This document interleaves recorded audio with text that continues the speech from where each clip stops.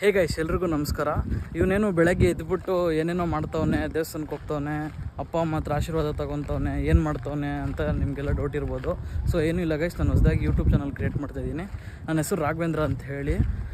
So ಈ ಚಾನಲಲ್ಲಿ ಏನೇನು ವೀಡಿಯೋಸ್ ಬರುತ್ತಂದರೆ ಮೋಟೋ ವ್ಲಾಗಿಂಗು, ಫುಡ್ ವ್ಲಾಗಿಂಗು ಮತ್ತು ಟ್ರಾವೆಲಿಂಗು, ಈ ಥರ ಲೈಫ್ ಸ್ಟೈಲ್ ವೀಡಿಯೋಸು ಈ ಥರವೆಲ್ಲ ಬರ್ತಾ ಇರುತ್ತೆ.